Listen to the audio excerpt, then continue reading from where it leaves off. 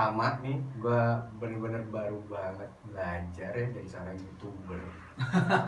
Baru Bang. Dari Bang Arnold ini. Jadi emang bisa gue ceritain sedikit, Arnold ini udah kayak adik gue dan gue udah jadi apa? Kita sering sharing bareng lah dari dulu dari zaman di SMA sampai akhirnya bisa jadi motivator yang sekarang terkenal. Amin. Mungkin di sini sih sebenarnya gue mau bahas apa sih yang pertama ya, mungkin apa sih yang mau mengarahkan lo untuk menjadi seorang motivator, karena yang gue tahu dulu waktu kita sama-sama di bangku kuliah itu Arnold ini ngambil fakultas sipil. Iya. Gitu loh. Itu sangat jauh sekali gitu dari teknik tiba-tiba jadi seorang motivator. Dan tadi di belakang pun bisa dibilang dia bilang enggak bang, gue bukan motivator tapi gue konsultan. Apa sih bedanya gitu? Oke. Mungkin banyak orang juga bingung pertama kali karena pas gue pindah pun ya gue pindah ngomong sama lu juga kan waktu Trisakti. Awal gue masuk Trisakti itu teknik sipil, gue rasa semua anak pertama kali kuliah itu akan melihat figur seorang ayah atau ibunya dulu. Betul. Ayahnya kerja apa, ibunya kerja apa. Nah bokap gue kebetulan adalah emang lulusan dari Trisakti juga dan teknik sipil. Kebetulan bokap gue akhirnya karena gue cuma berdua, gue punya adik perempuan. Bokap gue mungkin ada keinginan kayak anak gue laki-laki pengen lah bisa nerusin, karena gue rasa semua laki-laki, semua bapak pengen ada penerusnya. Ya. Nah pada saat gue masuk di situ, cuman dari dulu otak gue adalah gue udah pengen di bisnis. Dari dulu gue pengen bisnis, cuman bokap gue sebenarnya mau bisnis apa? Dari dulu gue pengen bisnis properti. Bokap gue bilang oke, kalau lu mau bisnis properti, lu belajar dulu cara bangunnya. Karena kalau lu nggak tahu cara bangunnya, lu akan mati nanti ketipu. Iya. Oh common ya? Oke. Gue masuk Trisakti, gue belajar sipil. Sampai akhirnya gue ingat banget di Trisakti itu gue ketemu ada namanya, gue lupa kalau salah kamu nih atau siapa, gue lupa deh nama Trisakti. Yang dia itu tuh di sipil tuh 3,5 tahun, IPK-nya bagus banget. Wow. Gila, parah. Dan di situ gue mulai kayak, oke. Pada saat dia mulai kerja, gue akhirnya mulai nanya sama dia, kerja sipil tuh gimana sih? Terus habis itu range gajinya berapa? Nah pas dia nyebutin range gajinya di angka A dan B itu antara itu, terus gue mikir kayak, kok nggak sesuai cita-cita gue nih? Oke. Satu, terus kedua gue mikir lagi kayak, gue nggak sepintar dia. Dia yang pintar aja range di situ. Kalau gue yang goblok kayak gimana tuh caranya? Lama lah ya. Lama seperti itu. Gitu ya. Itu akhirnya gue mulai mikir kayak, bener nggak sih gue cocok di situ? Dan sampai akhirnya yang bikin gue bener-bener keluar adalah pada saat gue ada tugas di sipil, terus habis itu yang assess tuh dosen ternyata teman bokap gue. Dan ternyata singkat cerita kayak hubungannya jadi enak lah sama dosen, jadi enak, cepet segala macam. Ternyata gue berpikir, ternyata kalau punya link enak ya. Nah tapi pada saat itulah yang gue mengkoreksi diri gue sendiri bahwa pada saat kalau seperti ini, berarti gue nanti akan hidup dengan bayang-bayang orang tua gue. Oke. Yang kayak ini kan Arnold anaknya bapak ini. Sehingga akhirnya pada saat seperti itu, pada saat gue nanti udah lulus pun juga ada satu benchmark orang bahwa kalau anaknya bapak ini harus segini pintar ya. Dan gue sadar bahwa gue tidak mungkin bisa lebih pintar daripada bokap gue. Itu gue sudah consider di situ. Karena beda, bokap gue emang sudah passion di situ, hidup memang udah susah payah ada di situ. Sedangkan gue ngikutin nih. Nah di situ akhirnya gue mikir kayak, gue out deh kayaknya gue nggak pengen berdiri dengan bayang-bayang bokap gue gitu. Dan akhirnya gue pindah. Nah gue pindah dulu cuma simple, gue cita-cita gue cuma pengen kaya gitu loh. Iya. Gue cuma pengen kaya dan gue harus belajar apa? Gue harus belajar ya cara cari duitnya. Cari duitnya apa? Ya di ekonomi. Karena menurut gue pribadi ini pola pikir gue ya, terserah dari orang lain kan pasti punya perspektif masing-masing. Lu mau lulusan hukum, mau lulusan dokter atau apapun juga, at the end terakhir adalah bagaimana kita bekerja dan bagaimana kita bisa memenuhi kebutuhan kita. Cuan lah. Ya kan. Apapun itu, kalau kerja ada terima gaji, kalau bisnis ada terima cuan. Ya gue cuma mikir bahwa ya gue belajar aja langsung duitnya. Iya, betul. Dan di situ pun juga akhirnya dari keluarga gue sini nanya bahwa lu mau masuk apa? Lu di ekonomi mau ngapain? Karena dari keluarga gue itu, satu keluarga gue dari atas sampai bawah nggak ada yang bisnis. Tidak ada satupun yang bisnis.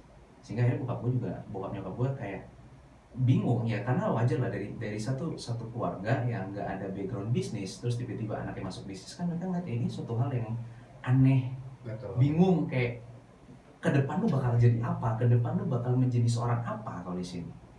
Nah itulah yang akhirnya bikin gue tertantang adalah oke, gue bilang sama bokap gue gini deh, lu kasih kesempatan sama gue, lu kasih kesempatan sama gue untuk jalanin apa yang gue mau. Dan akhirnya itu dari saat itu juga akhirnya gue mulai kerja. Mulai dari situ ya. Dari situ gue mulai gila. Dari situ gue mungkin kalau ingat gue kerja di salah satu perusahaan asuransi. Ya, kita pernah bareng malah join waktu Ya itu. kan, kita pernah bareng di situ. Nah dari perusahaan asuransi itu mulai ada stigma, wajar banget. Semua orang tua pasti punya stigma gini bahwa jangan pernah anak muda kalau lagi kuliah sambil kerja. Nanti kalau udah megang duit, kuliahnya berantakan. Itu stigma itu pasti masih nempel. Pasti. Nah sehingga akhirnya gue balik lagi ngomong sama bapak gue gini deh, kalau gue yang kuliah ini nggak 3,5 tahun dan IPK gue nggak cum laude, nggak 3,5, gue mundur. Gue bakal balikin semua gaji gue mundur, gue fokus.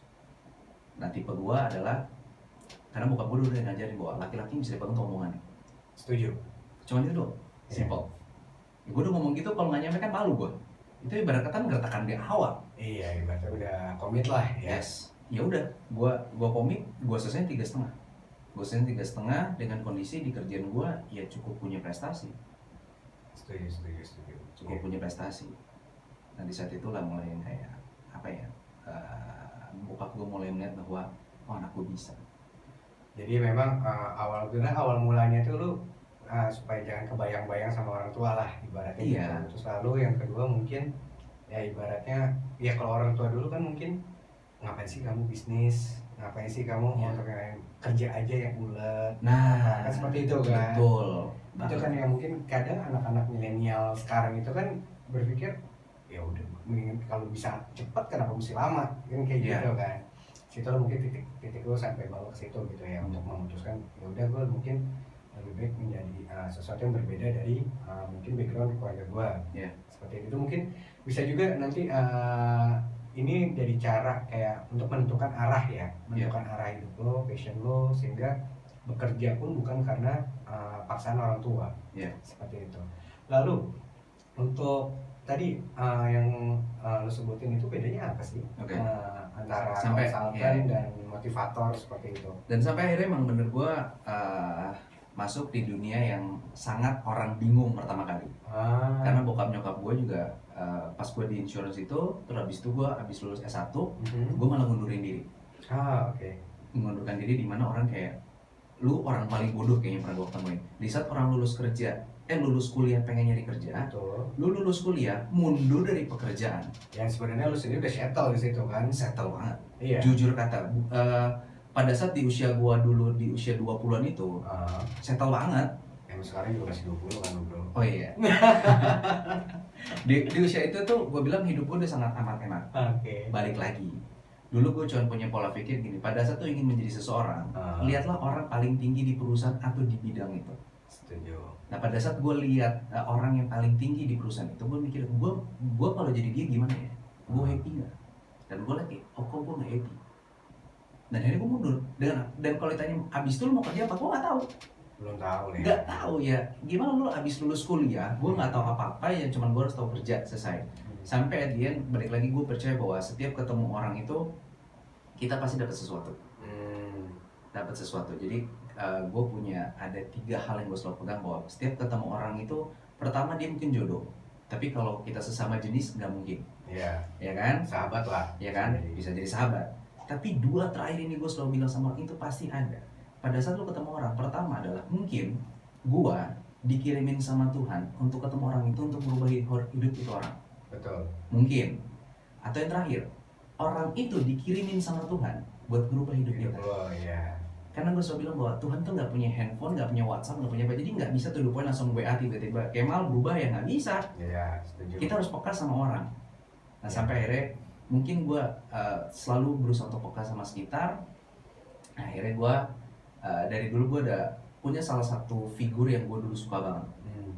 Pas gue masuk seminar, ada dia. Ada dia dan gue bilang, wah keren ya, gitu. Gue pengen banget kayak dia. Sampai akhirnya itu ingat banget gue di usia gue baru 23 tahun gue ngeluarin buat seminar itu 30 juta. Yang nggak tahu hasilnya buat apa.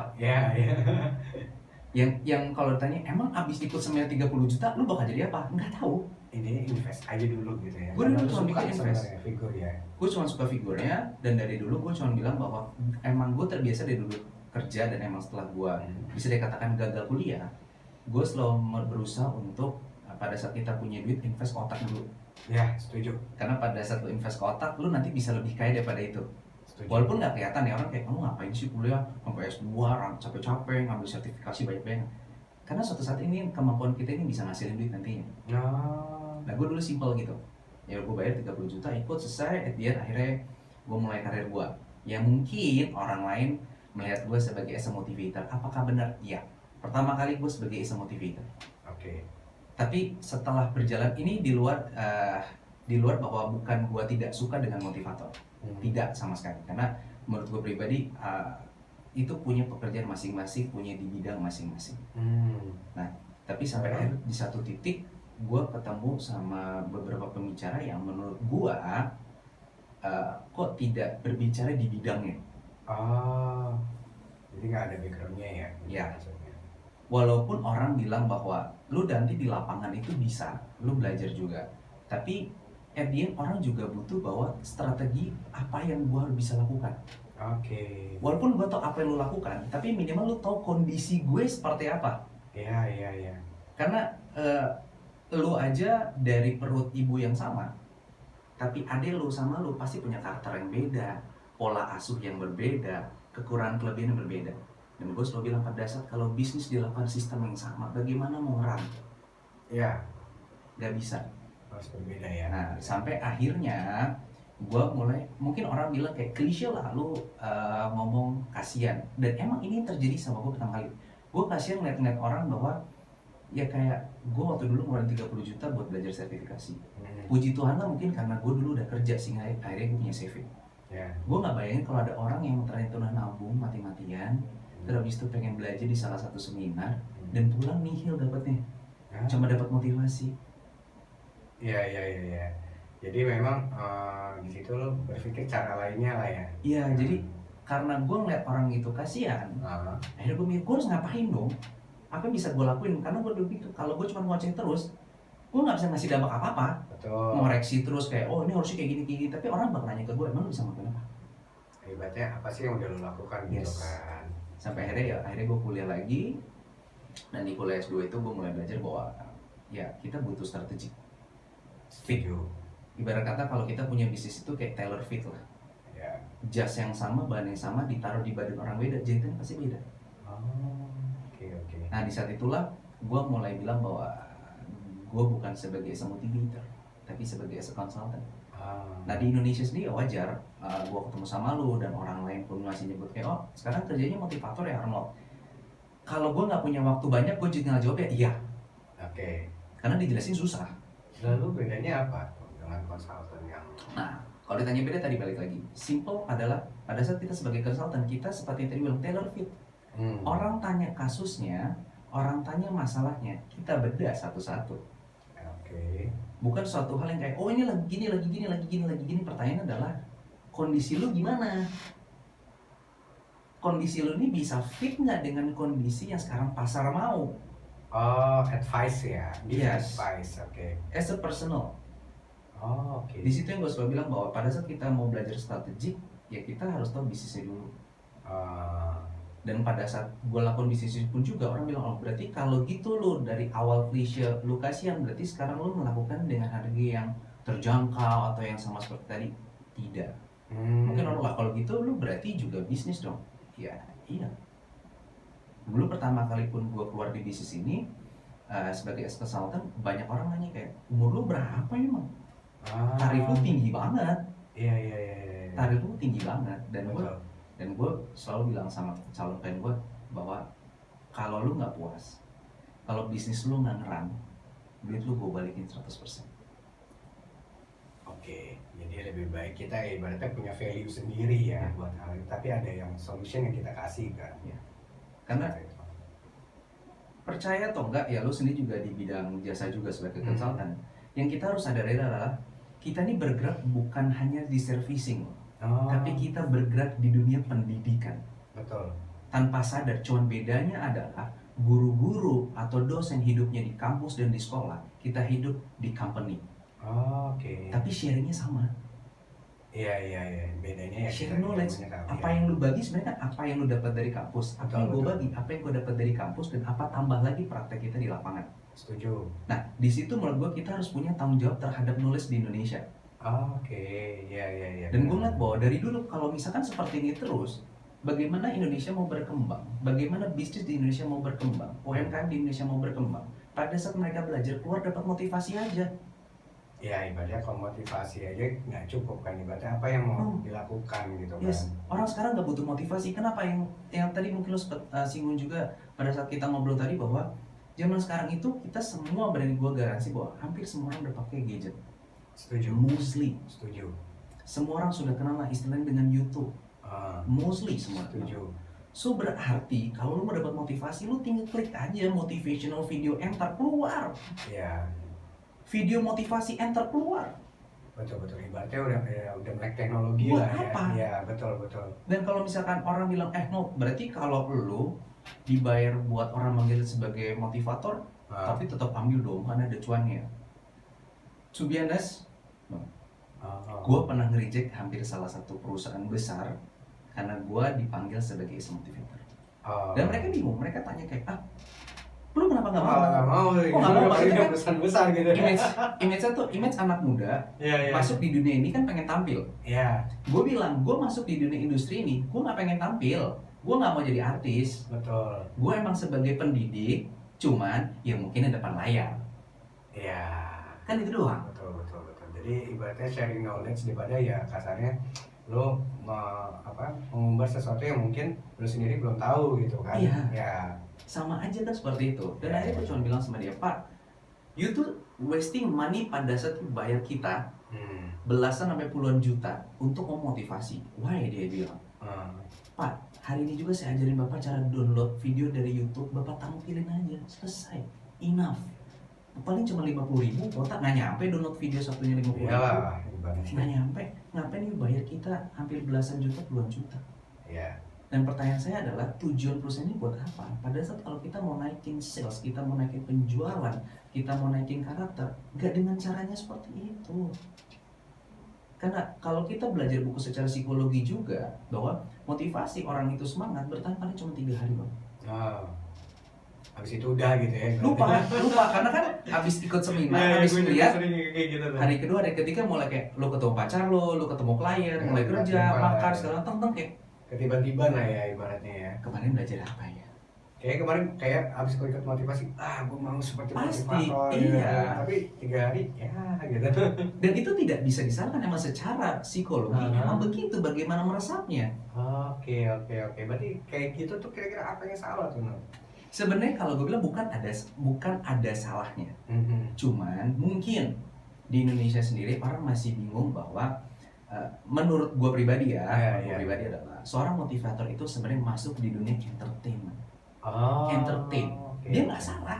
Dia memberikan motivasi, dia memberikan pola pandangan hidup baru, dia memberikan pola pikir baru. Ya sama aja kayak kita nonton TV, kita nonton YouTube, kita ternyata hidup di Afrika gini ya, ternyata hidup di Amerika kayak gini, kan pola pikir baru.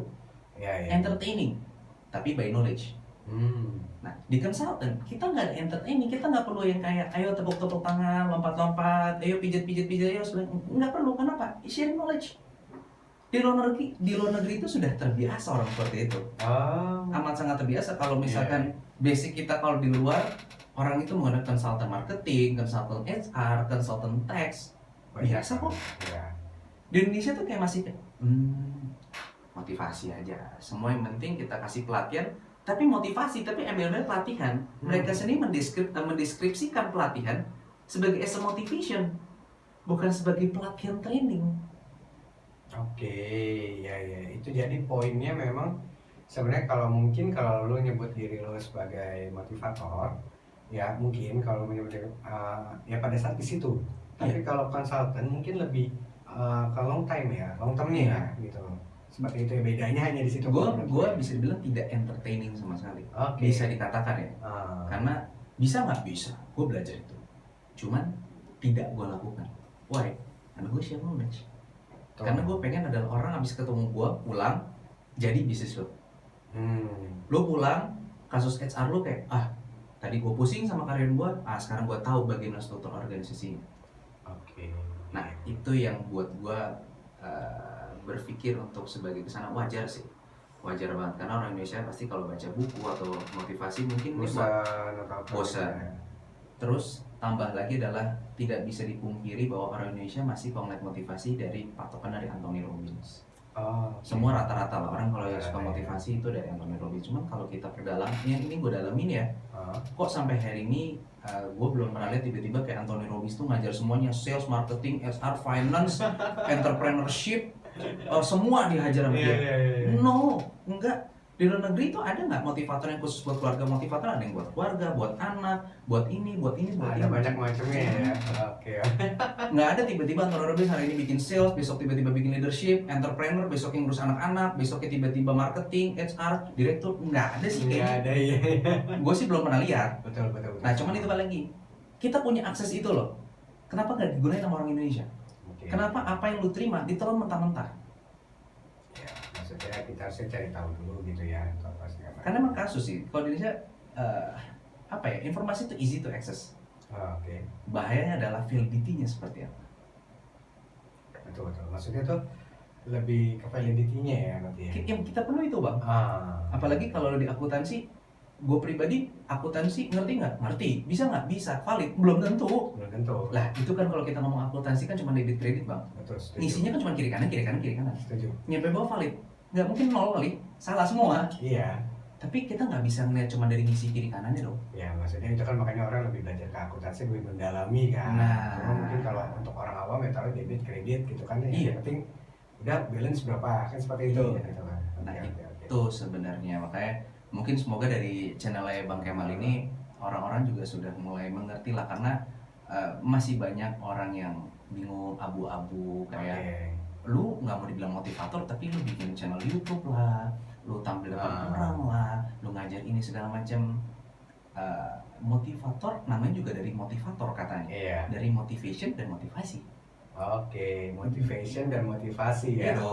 Poinnya di situ ya. Gua tidak memberikan motivasi loh. Iya. Pada saat selama gua memberikan pelatihan, ya gua memberikan kayak ya udah segmentasi, targeting, positioning, itu kan bukan motivasi emang. Yang lu pelajarin dulu itu sebenarnya. Simple. Inilah ya, itu yang kita ada pelajari selama ini gitu ya. Common, suatu hal yang mungkin di refresh atau strategik yang orang masih nggak kepikir, ya gua bantu mikir. Tapi bukan motivasi. Advisor. Oke. Gitu.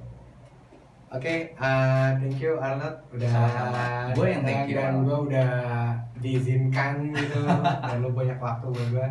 Jadi mungkin teman-teman di sini bisa kita ambil tuh mungkin lebih dari kayak bagaimana sih cara lo buat lebih menentukan arah hidup ya. Yang pertama mungkin itu, lalu yang kedua sebenarnya tuh apa sih bedanya motivator dan konsultan ya.